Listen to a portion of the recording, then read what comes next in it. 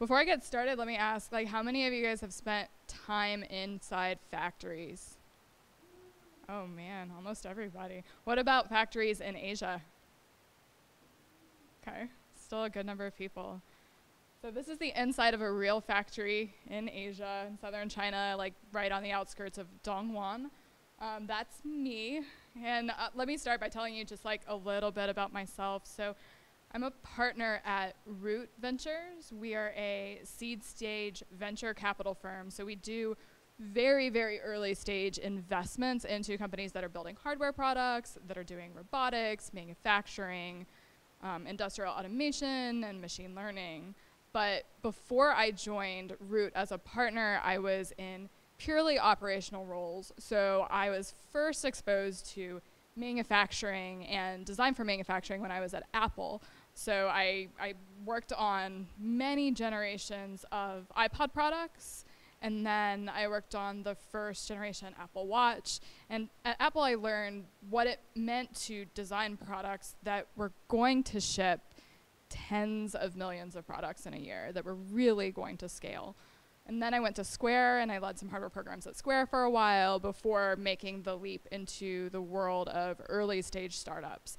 And I joined the founding team at a company called Pearl Automation. Has anybody heard of Pearl? Okay, just a couple.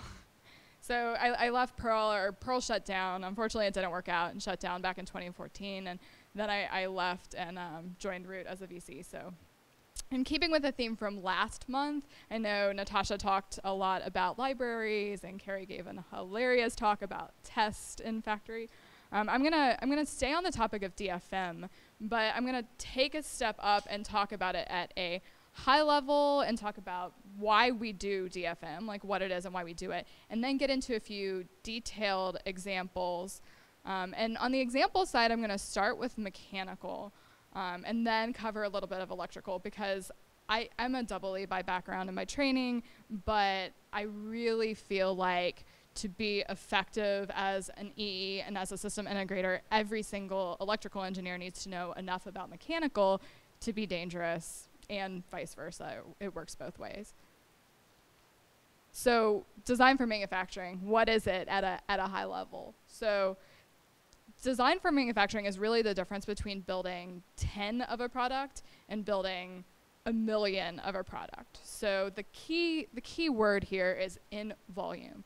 If you're only ever gonna build 10 of something, like, do not worry about DFM. It's not something that you need to spend your time on. If you're building 1,000 of something, it starts to get important. If you're building 10,000 or 100,000, it's like really important. And if you're building 1 million of a product, or there's ever any chance of you building 1 million of a product, then like it should be a religion. It's something you live and die by. It's a way of life. And then the other key word here is high yields. If I put 100 units in at the start of the assembly line, I want 97 or 98 of them to be functional and beautiful by the time they get to the end of the line. Most factories that I've worked with will not even start an assembly line if they don't have line of sight to getting to 97% or 98% yield. So it's impossible to get there and to get to those kinds of yields if you don't go through a proper DFM process. And ultimately, like, if you don't do DFM, you're gonna waste a ton of time trying to figure out why the heck the parts that were made look nothing like the way that you designed them. And it also just comes down to money. It's flat out cheaper to fix something when you're in the design phase rather than when you get to the manufacturing phase. So when people ask me, like, when do I start the DFM process? And a lot of people will tell you it's never too early to start DFM. And I strongly disagree with that statement. It can be too early to start DFM. So if you haven't proven that you have a design that works, like if you haven't proven via prototyping that your parts have been 3D printed and they physically fit together, you're probably too early to start DFM. And if you designed a circuit and you haven't breadboarded it, it's probably too early to start DFM. I mean, the process involves a lot of back and forth with suppliers, and it can take a lot of time. So you don't want to waste your time, and you don't want to waste your supplier's time if there are major, major changes that are coming and you haven't fundamentally validated that the basic design is okay. Also, make sure that you've picked out some suppliers or some candidate suppliers that you want to work with first. If you don't know who your factory is going to be and you don't know who your suppliers are going to be, it's probably too early to start. They all have slightly different technical capabilities and slightly different equipment in the factories. So your different suppliers are going to give you different DFM feedback. Just because like factory A can make a metal part with a crazy undercut feature doesn't mean that factory B can do it. Or they might both be able to do it, but they might go about it in very different ways. So running the process in parallel with 12 different suppliers is going to be a total nightmare. And very time consuming. So make sure you've narrowed it down to a couple of finalists before you even start the process. Then how? Like, how do you do DFM? So how not to do DFM is Googling best practices for injection molding. Like, that's not how you do it. And you don't go Google best practices for PCB layout. You talk to your suppliers. Like, you leverage your suppliers and you work with them. That is how you do DFM. It's not really something that you can take a class in, and it's so supplier specific and it changes so rapidly. So basically you take your CAD, you send it to suppliers, and you see what they say. The other thing to mention here is that, like, if I send a 3D CAD to a supplier and they send me back a DFM report, they should do that for free. I've had college students before who came up to me and said, hey, the supplier just asked me for, you know, $1,000 to complete a DFM study. And I'm like, no, don't pay for DFM reports. They assign teams of engineers and give you DFM for free in an attempt to win over your business. And then once you get a DFM report, send it out to a second supplier and maybe a third. Definitely not 12, but maybe 2 or 3. And compare and contrast what they say. It can be really interesting. Warped and deformed and like doesn't even fit together. Or the rigid flex like doesn't even boot up. The power rails don't even come up. And it's always turns into this case of, well, see row number 11 on the DFM feedback form, like, I told you so, Chrissy. And I've been bitten by that so many times that my natural default is to either do what they say or find an expert. Find an expert, somebody who's been doing injection molding or who's been designing tools for injection molding for decades and rely on them to tell me when it is and is not okay to push back. So the next question I get is like, what does good DFM look like? What does bad DFM look like? How do I know if a supplier has sent me good DFM? So this is what bad DFM looks like. If a supplier comes back to you and says, yeah, no problem, I can make your part. No problem. Like, this is not good DFM. This especially applies to mechanical.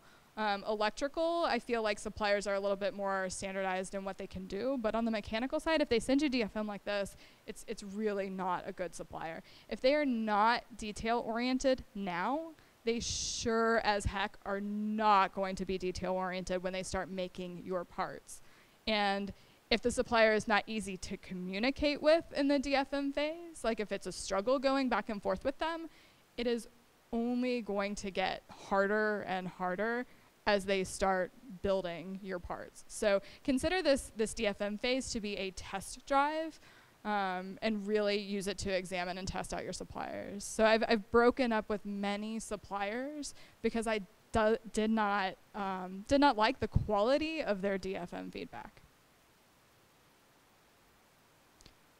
What does good DFM look like? Good DFM is this level of detail. Like good DFM, I've seen 20-page DFM reports for a tiny custom screw. And that is what I want to see. Like now is really the time to set a really high bar and to set a precedent, because this is your first real engagement with your suppliers and the first real engagement with the people who are building and assembling your product. So make your expectations clear up front that you want to run a really tight DFM process and you want to see this level of feedback. And if you just throw the design over the fence and hope for the best, your parts are not going to come back like you expect them to. Like, there will be surprises, so you just gotta hope and pray that the surprises that you get aren't catastrophic. So now I'm gonna get into some detailed examples, and like I said, I'm gonna start with mechanical first, and then I'll get into electrical. On the mechanical side, there's so many things that you have to think about when you're making parts and when you're building assemblies, and the DFM considerations are dramatically different based on how you are making the part, like how you're actually manufacturing it. So if you're machining it, if you're die casting it, if you're injection molding it, if you're stamping, forming, like, it's a totally different list of things that you have to think about during DFM.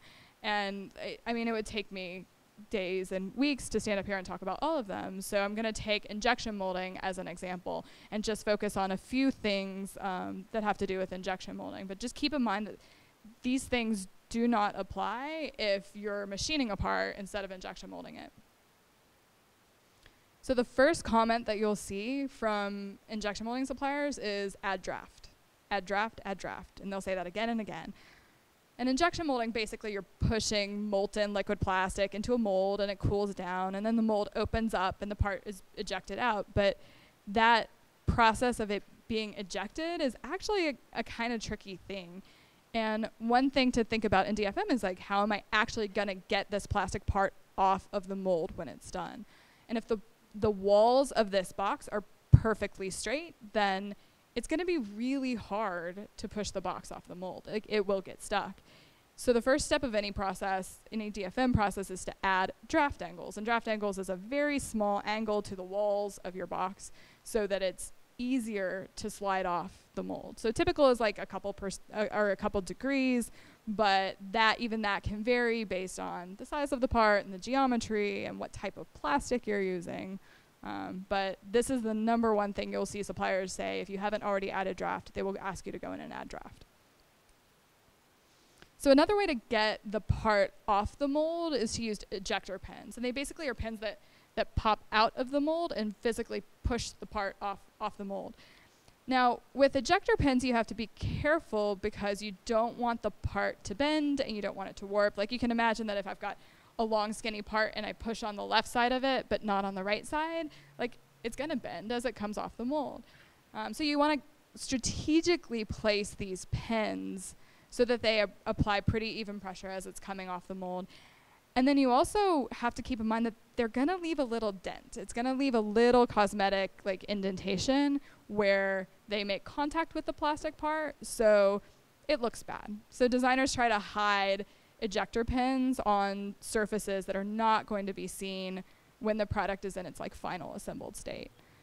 Similar thing with gates. So gates are just the opening where plastic is shot into the mold, and sometimes there will be a little remnant that sticks out where the gate was. And those little remnants are easy enough to break off, but they leave these little dimples. They leave little dimples. So you got to strategically place the gates so that the mold fills up completely, but you also want to place them in places that you can kind of hide them and get rid of them easily so that it's not super obvious cosmetic blemish in your final product. So one of the most important things when you're doing injection molding is wall thicknesses. So if your design has a lot of different sections with very different wall thicknesses, the part will deform and it will warp as it cools. You'll get sink, you'll get warped parts, and different types of plastics, based on what plastic you're using, different types of plastics are capable of doing different wall thicknesses. So just work with your supplier, follow the data sheet, and make sure that you're within an appropriate wall thickness range. And then always ask your supplier to do mold flow analysis. So mold flow is just a simulation that shows how the plastic is going to enter the mold and fill up the mold. It can predict weird things that might go wrong. It can predict weird weld lines in different locations. It can predict short shot where your mold doesn't fill up all the way. You do not have to do this yourself. This is not something that most mechanical designers do themselves, but you just need to make sure your supplier did it. It's one of those checkbox things that if they haven't done mold flow analysis, you should probably just ask them to. Service loops. So service loops are excess slack that you design into a cable or a wire or a flex so that it can be assembled. The act of actually assembling it might need a little bit of wiggle room for the person to get their hands in there and maneuver it and be able to solder it or attach the connector. So this is a picture from a teardown of an iPod Nano. And when this product is fully assembled, like, you really don't need this long of a cable. Like, you might only need 10 millimeters, 20 millimeters, I don't know, to connect from point A to point B. But to get the board-to-board connector into position is a really tricky maneuver. So this S-curve, this crazy S-curve on the flex, is not because the traces need to be that long, but it's because the operator will not be able to actually get it assembled and plugged in if it's not this long. So would not have been possible to assemble without a crazy service loop.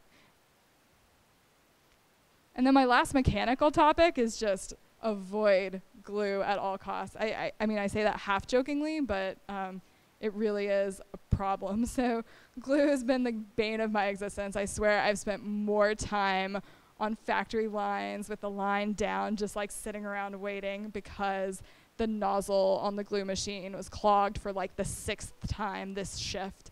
So I mean, glue is nice because it's cheap and every factory has dispensers and glue machines and XY tables, but it's messy and it's inconsistent and it makes your product impossible to rework. Screws are really easy, but screws are also very visible from the outside of the product, and sometimes people do not like that. Snaps are invisible, but they also have a bad habit of breaking. Ultrasonic welding is super cool, but not all factories have the equipment to do it. So you've got to really think about all of the trade-offs here and figure out how you're going to close up your product and decide which assembly method is best for you.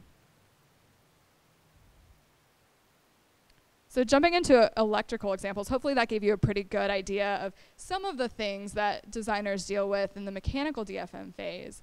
Now I'm going to jump into electrical, and it's a little bit of a different beast. So I feel like I can say this because I'm a double E, but electrical DFM is, in my mind, a little bit easier. Unlike mechanical, the ECAD tools will do a lot of the work for you. So your Eagle or your Altium will warn you and throw flags and errors if you try to stack a bunch of components on top of each other or do something silly. It's less so for mechanical CAD. I mean, to some degree it still happens, but it's less so. And I also feel like there's less variation on the electrical side from PCB vendor to PCB vendor. More or less, like these days, most of them have pretty similar technical capabilities. I mean, almost everyone can do blind and buried vias these days. That wasn't the case a while ago, but I feel like there's less variation from vendor to vendor. So it helps through the DFM phase a little bit. So I'm going to get into a few examples, and just keep in mind that this is a preview of things that people pay attention to if they're building in large volume. So these might not always be the best suggestions for people that are building in low volume or even medium volume, but they're also best practices and things that you might want to think about as you're doing your next board layout. So the first topic is just to think about your PCB in its final, don't just think about it in its final assembled state. Like, think about the forces and the dynamic forces that are going to be applied while it's being assembled. So connectors are going to get pressed in and screws are going to get tightened. What stresses will the board see when it's undergoing those assembly operations? So I've worked on products where we ran a super thin trace a little bit too close to a screw hole, and then every single time the operator would over tighten the screw by just a hair, it would crack that trace. I've also worked on products where we stupidly put the accelerometer on the backside of the board from the battery connector. So every time the operator would press on the board-to-board connector to plug in the battery, it would flex the board just enough that my MEMS accelerometer would break. So it's like, these are really scary failures, like really scary because they can be walking wounded. Like, these are the types of failures that if a trace has a micro crack, it might look okay at time 0. It might pass every single line test that I put it through, and then result in a premature field failure after it's gone through a few hot-cold cycles. So it's the scariest type of failure, so just be really cognizant of this and make sure that you're keeping sensitive components away from areas of the board that might see flex and force steering assembly. Another thing to think about is just corrosion. Like if moisture gets in, corrosion can happen and dendrites can form. They kind of grow together like stalactites and stalagmites in a cave, and then they can create shorts. Dendrites always form between like areas of high potential and low potential. So very often this happens between components and shield fences. So your shield fences also have the double whammy of like they're often close to the edge of the product, which is a place a lot of times where moisture can actually get in. So whenever you can, try to orient your resistors and your capacitors and all your popcorn parts so that the ground is facing out or is facing the shield can or the PCB edge. So this can just help prevent shorts due to corrosion and dendrite growth. If your product is going to be used in any kind of mobile application, it's by definition more susceptible to being dropped or impacted in some way. So with board-to-board connectors, like the connectors that you're using to connect your battery and your display and your touch panel and buttons, these things are really prone to popping off anytime they're subject to drop or impact. And even high retention force connectors. So a lot of people will spring and pay extra money for the high retention force version of the connector. Those things still pop off and drop and impact all the time. So whenever possible, put something on top of it. Put like a metal retaining clip, put a piece of foam, like put something above it to fill in whatever space exists so that they literally have nowhere to go. Pinout. So think about pinouts. So when you're doing pinouts for a connector, I know this sounds so basic, but like don't put power and ground next to each other if you can avoid it. Really think about what signals and what rails are potentially going to be hot during assembly. Because consider the situation where you have two mating connectors and they're slightly misaligned by maybe like a row when the operator first presses down and tries to connect them. So when the operator pushes down, like if they're off by a row, what signals are going to short? It could either be like no big deal at all, or it could result in a catastrophic failure that's going to brick your board. And when operators are mating thousands of connectors, it's really not a question of if misalignment is going to happen. It's a question of when misalignment is going to happen. It will happen, I promise. So you get to decide as the designer, you get to decide via your pinout how catastrophic or not it will be when the misalignment happens. So really think twice before you put power and ground next to each other on a connector. So if you're thinking about sensors and you want to add a little TLC to sensors like gyros and accelerometers and compass, these are things where like orientation and mounting matter a lot, and you want them to be perfectly level. When you're routing traces away from these ICs and you're doing fan out, try to match the thickness going into the pads of the IC. So it creates more even heating during the soldering and reflow process. So your sensor can more consistently sit perfectly level and perfectly flat if you've got consistent trace widths coming out of it. If you need to neck down, you can always do that after the trace leaves the pad, but try to keep consistent widths going into the pads. And again, like for some applications, this might be overkill. Like this really might not be necessary, but when you're getting up to shipping hundreds of thousands of product, tiny little details like this can really make a difference and can save you a ton of pain and grief in the long term. And then the last example I have is just underfill. How many of you guys have used underfill before? Okay, a decent number of people. So it's any product that could see drop or could see impact. Really think about it and consider it. So it's this just black gooey stuff that you stick under large ICs. and then it cures and it hardens, and then it's like a layer of protection that effectively glues your components to the board, for lack of a better word. Underfill is great, but the application of it is so important. If you have partially applied underfill, or there's like voids in the underfill, that can be worse than no underfill at all. So if you've got spaces where there's underfill and spaces under the chip where there's no underfill, thermal cycling that when there's any kind of like mismatch in the coefficient of thermal expansion can cause the chip to see incredible forces and can cause it to break. So if you do use underfill in your product, make sure you leave plenty of space around it. You've got plenty of keep outs so you can get the needle close and you can do really consistent application. You have to be able to apply it consistently because, like I said, like no underfill is better than partially applied underfill. So, I mean, in summary, like there's a million different things that you can think about and that you can consider when you're starting to think about DFM. And this is by no means a comprehensive list. These are just a few little examples. But just remember that this really isn't important until you're starting to go into the factory and build in volume.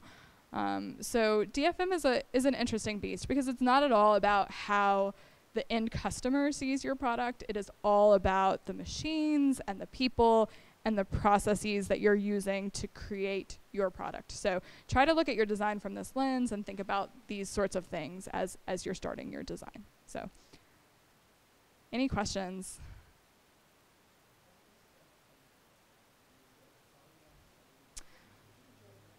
It doesn't, no. So I've never used anything other than visual inspection for underfill. So I've found voids in underfill by cross-sectioning things after they broke. So it's not something that you can easily see. So you've got to really make sure that your process is super, super dialed in before you turn on the line and go. There's a method called CSAM that you can use. So sounds expensive. Cool. Yep. Do you see any particular issues in designs that start with 3D printed prototypes and then go to injection molding? And then also, do you see anybody going straight to fabrication in 3D?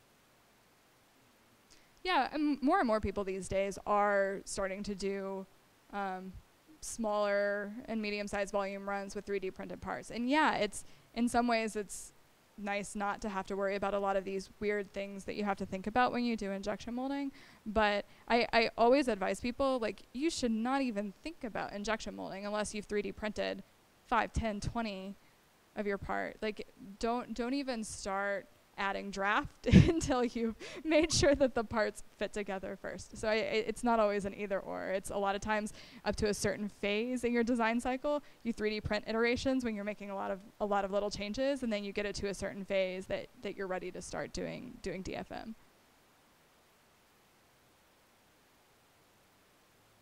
Cool. Thank you.